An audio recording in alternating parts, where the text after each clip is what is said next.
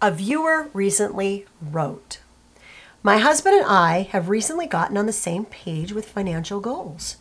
We are paying off debt, and now my brother is accusing us of being cheap because we no longer go out to eat. Could you talk about the difference between frugal and cheap?" Yes, we will, and we'll do it next.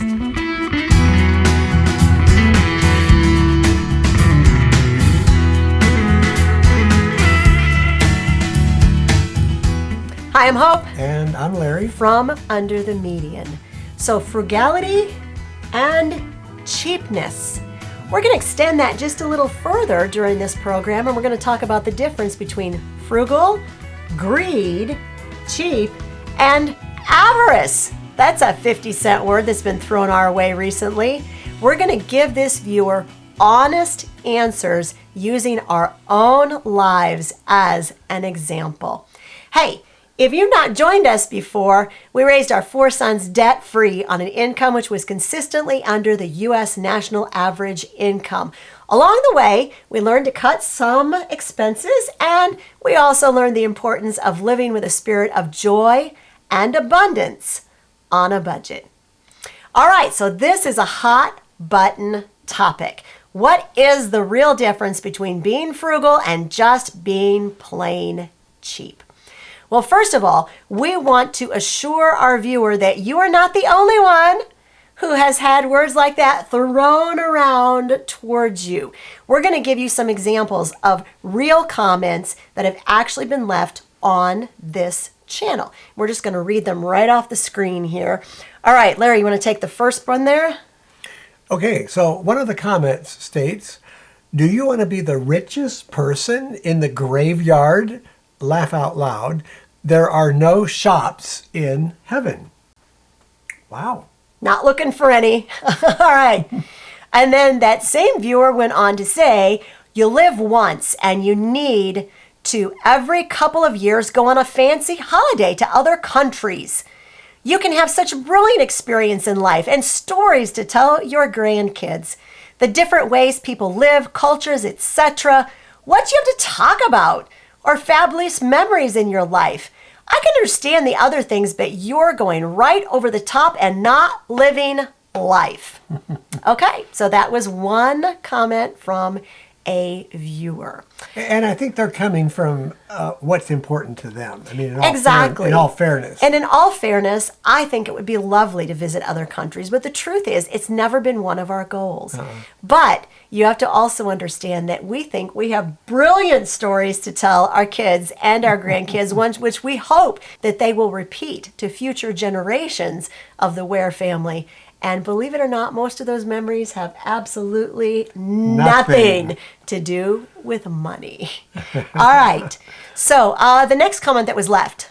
"My goodness, what's left to live for? Looks like they haven't gotten a haircut in 20 years.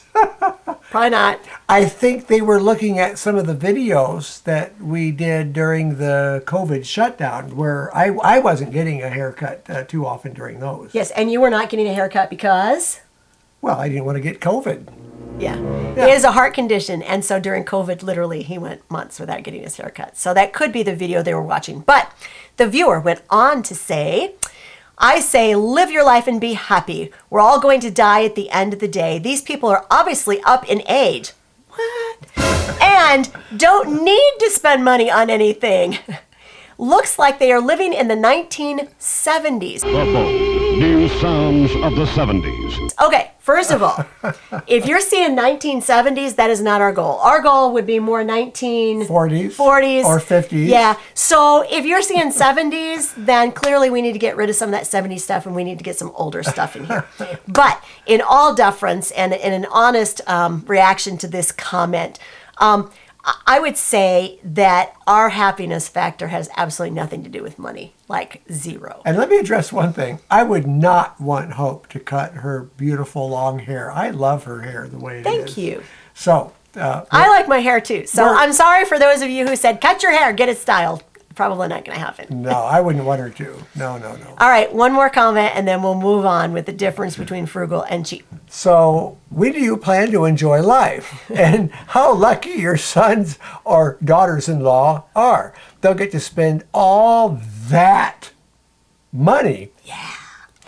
And splurge since they didn't sweat it.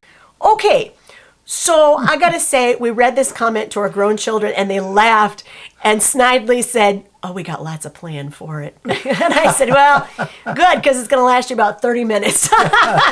So, here's the deal. Is our goal to, sit and never spend any money so we can leave all this money to our kids? No, not really. Not really. If we were able to bless them when we're gone and we've gone on to heaven and there's money left, they can do whatever they want to with it. But we hope they'll do something interesting and fun with it, and it will bless their lives if there's any money left over when we are no longer here on this earth.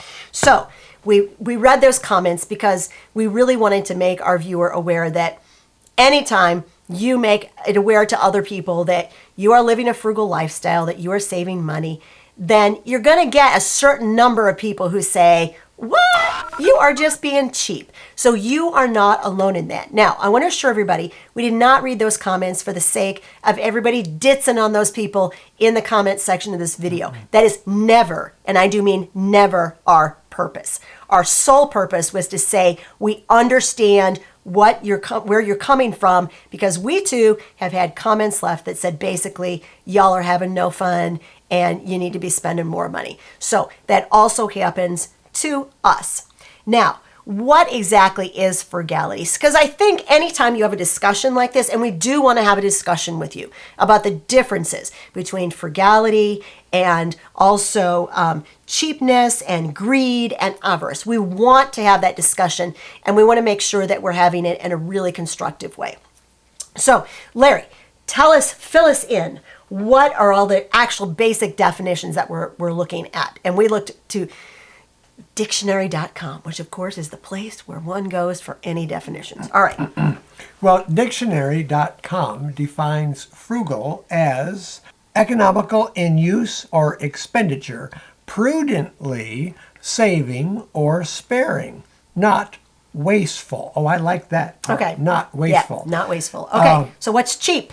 Cheap is being stingy or miserly. I think of Potter from It's a Wonderful Life. Yes. He was stingy and greedy, and he was just heaping it all on himself. Are you running a business or a charity war? Well, all my Not with my money. Mr. Potter, what makes you such a hard-skulled character? You have no family, no children. You can't begin to spend all the money you've got. Oh, I suppose I should give it to miserable failures like you and that idiot brother of yours to spend for me. And I think of Scrooge. Scrooge, yes. Yes, from the cartoons. Counting all of his money. Well, we don't count all of our money because, frankly, it wouldn't take very long. But, no, not really. So there is a big difference between being frugal and being cheap. All right, what's greedy? Okay, greedy is excessively or inordinately desirous of wealth, profit, etc. Okay, so I have to tell you that the way that we've always explained to our kids what greed is money is a means to an end. You need money to pay for things that you want and things that you need. But when money becomes the end, and the only thing you're wanting is more money, that's where the problem comes in. And that is where you cross over from being frugal to being greedy, when you just want more and more and more money. I got kind of into the frugal thing when my brother-in-law, when he was dating my sister, I was in high school, and he would come home and he would have purchased something, but he had done a lot of research. Now, this is before the internet. So he'd have to go from store to store to store to try to find the best deal. And maybe he would save, let's say 40% on the item. And I thought, that is so smart, because now he has 40% more money that he can use for something else. And he got me into the habit of not just going to a store buying an item, but going to maybe 2 or 3 stores, looking at different types of items. For instance, I bought one of the early I think it was an I can't remember, if it was LCD or LED, one of the early digital watches. And I didn't go to just, one or two stores. I went to several stores before I finally found one. I got a great deal on one. And they were very expensive when they first came out. But I think I found one for like $49, and that was cheap back then. So that is just a way to make your money work more for you. Now, here's another question, and I would love to see what you guys think. Just because you are frugal, does that mean that you are poor? The answer in this case is absolutely not. No, because our brother-in-law came from a very well-to-do family. Oh yeah, his dad was way up there in Union Carbide. He was up in management, and they had a lot of money. Actually, they were, I would call them, fairly well-to-do. But his family had also raised him to understand the value of a dollar and how to find the best deal on the best quality product. So although Skip was very frugal, he was not poor by any means. not at So all, those no. two things do not necessarily go side by side. All right, and the last word we're going to describe is avarice. We actually had a comment left. A lady said, "What is the meaning of all this avarice? You're avarice, you're avarice." And I was like, okay, what is avarice? It sounds like a game you'd play on a Friday night. Let's go play avarice. All right. But avarice, and I didn't know what this meant either. Avarice is an insatiable greed for riches, inordinate, miserly desire to gain and hoard wealth. Okay, first of all, we want to assure you that we're not engaging in avarice, okay? No. I would sincerely hope not. No. So those are the four words that we have just actually defined for the purpose of this conversation: frugal, cheap, greedy, and avarice. So let's give some practical examples, because the original question was, could you deal with the difference between being frugal and being cheap? And we're going to give you some specific examples that actually delineate the two things and tell how they're different. All right. Frugal. What's frugality mean? Well, I practice this all the time. Looking for great deals. Now, that might not mean the cheapest item. Yeah. I recently replaced a car. When I was looking at cars, I want the best value. So the best value may not be the cheapest car, because I could have gotten a cheaper car than I bought. Oh, yeah. But I wanted a car that would make the most mileage out of the money that I was putting into it. Right. So we look for great deals. What else do? We use coupons. Yeah. We're not afraid to use a coupon. We're not afraid it's going to make us look cheap or needy or poor. No, we just want to get the lower price. So we use coupons, and we use them judiciously, and we don't use coupons to buy things we don't need. No. Because that is not true frugality. All right, what else do Right. frugal people do?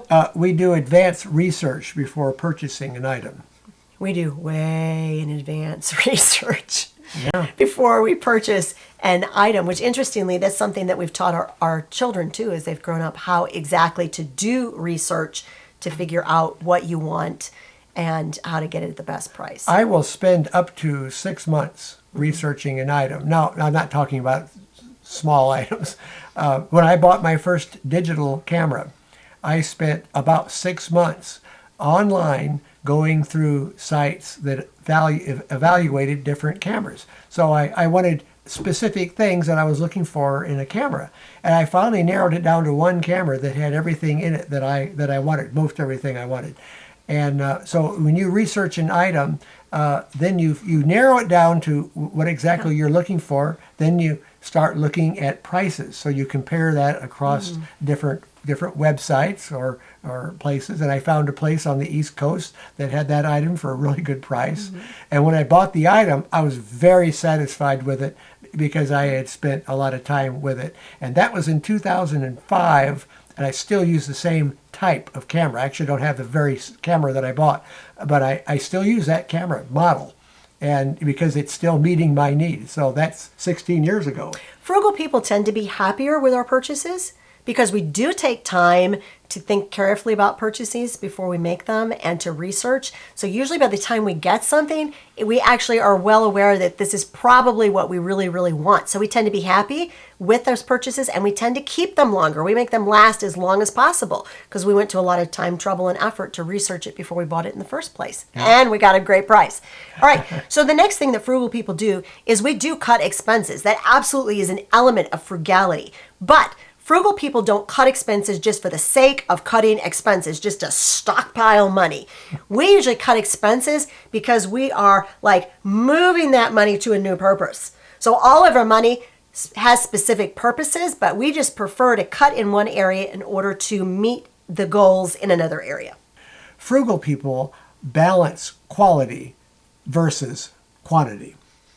So we're probably not going to buy the cheapest thing that is available because frugal people recognize that quality does count for something, but we're willing to wait to get that quality item when we can find a coupon or a great deal and get that quality item for less. And the other thing about frugal people is we think that frugal people will wait a certain length of time, and if that item is just simply not going to go on sale, but it's really what they really want, they actually will still go ahead and buy that item even though it's maybe not ever going to go on sale because they've decided that's what they really want. So, and you are welcome to. So this is our definition of frugality with some practical examples.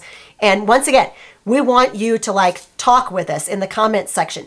Do you agree with our definition of frugality we've come up with? And what are areas that you think, yeah, that's right, or I'm not quite sure about that, and here's what I'd add. So, okay, continuing on with our definition of frugality, what else do frugal people do? Well, frugal people don't equate spending money with experiences of happiness. So they can experience happiness without spending any money. Oh gosh, that's like our married life, our whole like 32 years of married life. We feel like we have had a blast, but we have seldom spent a lot of money on anything. Now, have we sometimes spent money on some experiences? Sure. Yes. Sure. But I mean, we haven't like blown out the bank to have experiences that we couldn't afford to have. And I think that's where frugality comes in. We kind of know where that line is between we want to have this experience and we'll have it on this level. So if we would like to, let's say, take a trip to Jamaica, I'm just making this up as I go along, all right? We don't really want to take a trip to Jamaica. So don't start sending me like brochures, all right? So, but if we did want to take a trip to Jamaica and we're like, we just really can't afford Jamaica this year, but we can afford to go to this other place that's, I don't know, down south, kind of like Jamaica. But not Jamaica. Smoky Mountains. Smoky Mountains. That's actually where we're going on vacation. We can afford to go to the Smoky Mountains, but we can't afford to go to Jamaica. We're perfectly happy in the Smoky Mountains because that's what we can afford. And frugality tells us, let's do what we can afford and just do it like have a blast and do what we can do and not worry about what we can't do. So I think frugal people definitely do that. Mm-hmm. Yeah. Frugal people don't equate experiences with happiness.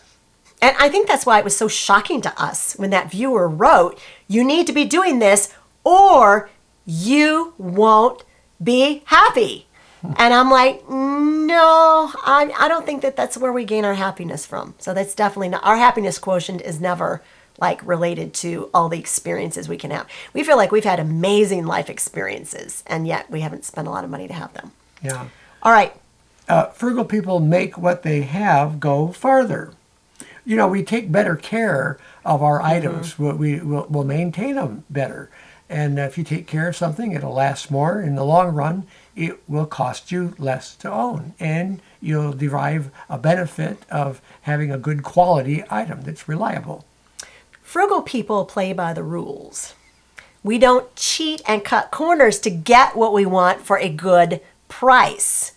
We are willing to play by the rules because we want to sleep good at night. So frugal people, rule followers. Yeah.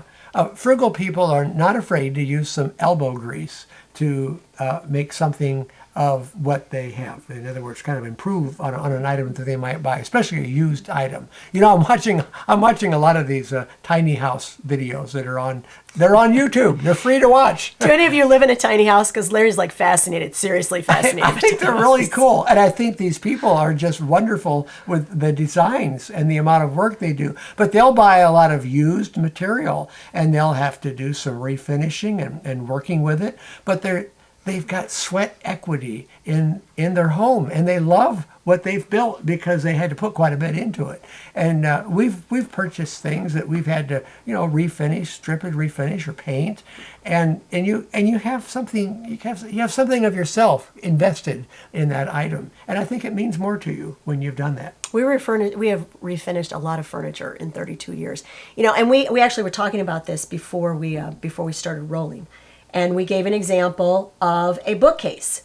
Yeah. So Larry said a frugal person, rather than going to buy an inexpensive, cheaply put together bookcase, will go to an estate sale, find a solid piece of wood furniture bookcase, even if it needs some work, and pay about the same price they would have for the pressed board bookcase. But they'll take that solid wood bookcase home and they will strip it and refinish it, but they'll have a piece that will last them for a very long time. That's frugal. You know, it's funny. I have a bookcase. We have a bookcase in our house that belonged to my mom and dad.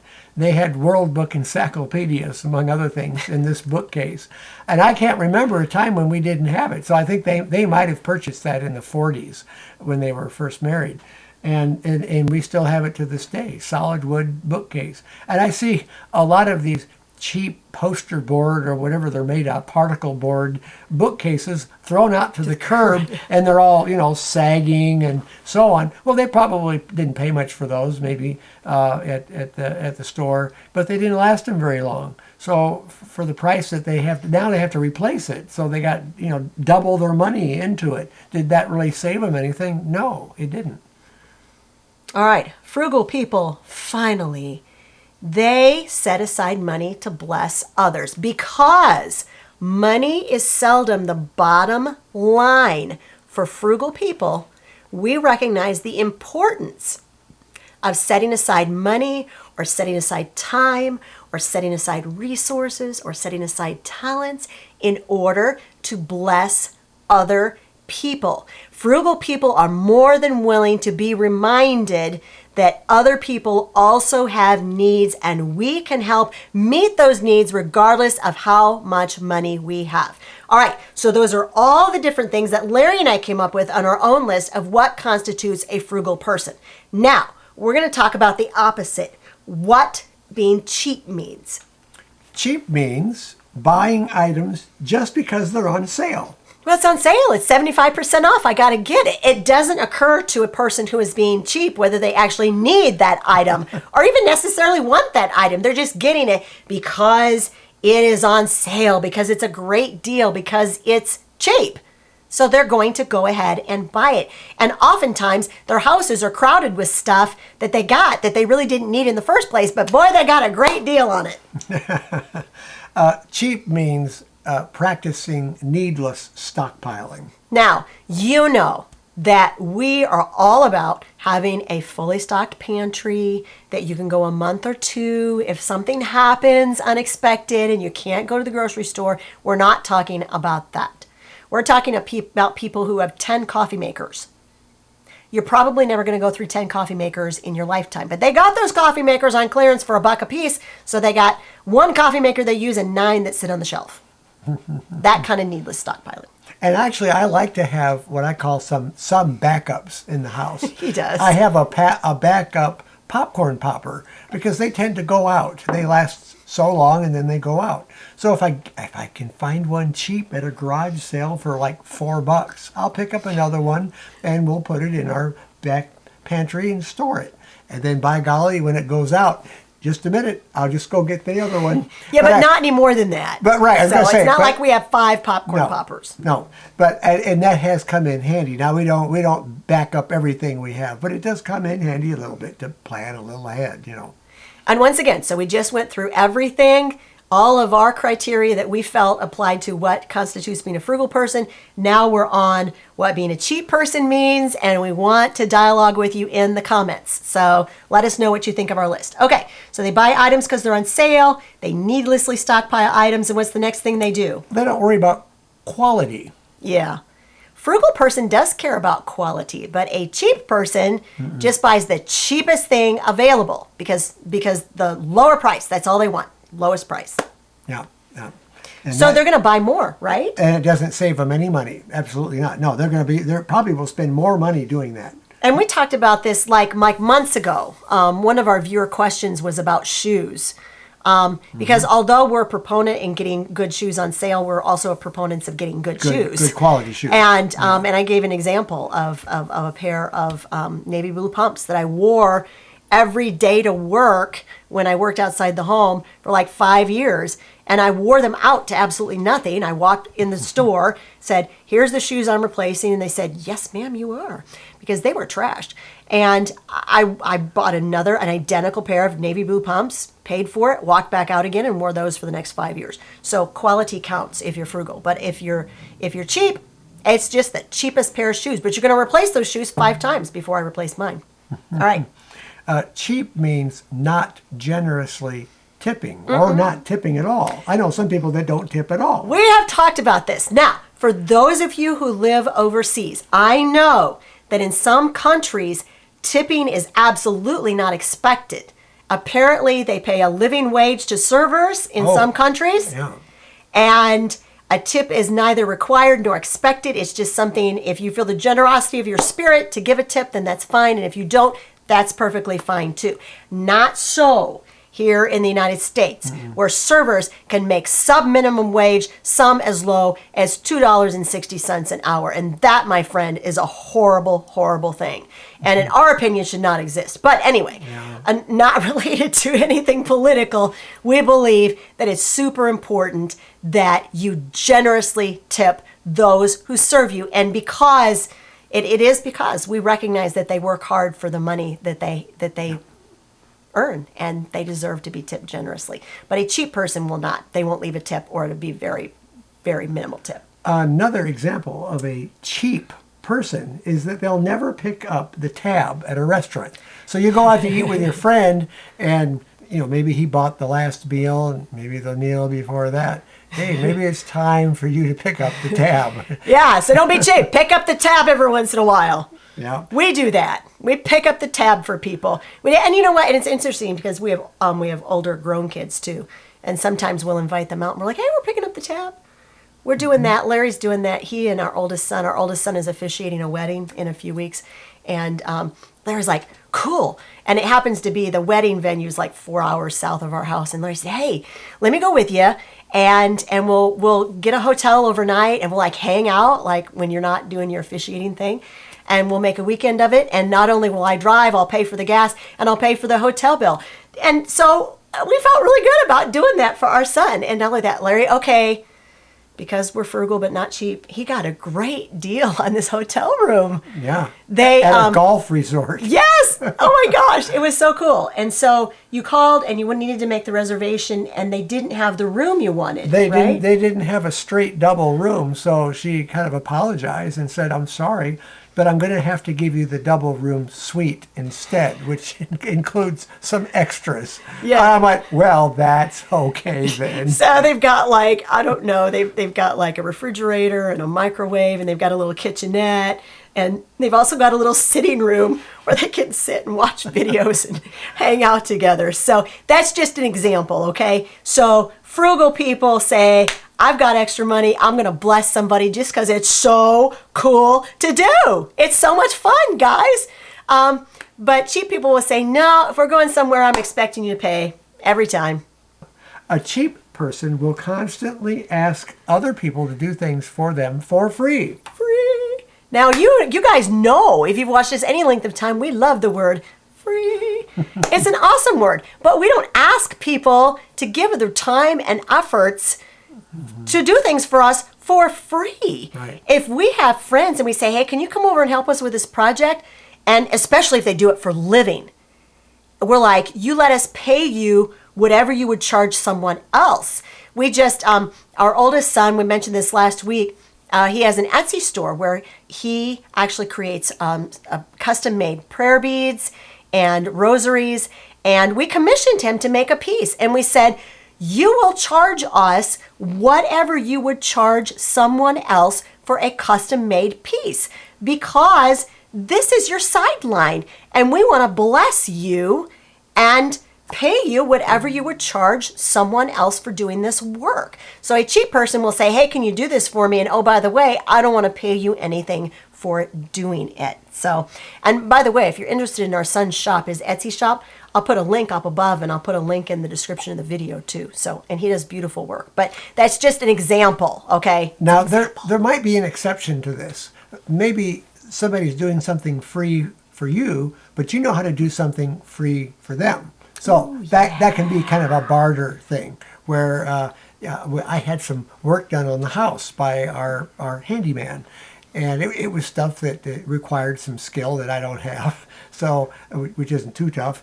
But one of the things that I used to do is transfer old videotapes or films to DVDs. He had a whole bunch of them, so we worked out a deal where he did some work for free, and I transferred all of his family videos. Yeah. We didn't charge each other or anything. So that's kind of a barter thing, really. Bartering is a very frugal thing. Yeah. But bartering is not a cheap thing. All right. So, and this is not, okay, so the differences we told you between frugal and cheap, we had to define them. We had to come up with ways that they differed from one another. Nothing that we have said is meant to be a put down to anybody. Nothing is meant to be a pejorative. So a pejorative is where you're just throwing around words to be unkind. That is not our intent. It will never be our intent on this channel to ever do that. But for the sake of defining the differences between frugal and cheap, we needed to come up with some examples. So now it is your turn. Tell us in the comments section, what do you see as the differences between being frugal and being cheap? And as always, we love to see your comments in the comment section. And we would love it if you would like the video. And we would love it even more if you make sure that you're a subscriber to Under the Median and you hit that notification bell before you move on to the next video. Let me say one more comment, though, before we wrap it up. In regards to taking trips overseas, that just doesn't happen to be something that Hope and I want to do. But you can still be frugal and do that. A frugal person will save up for that. They'll budget for that.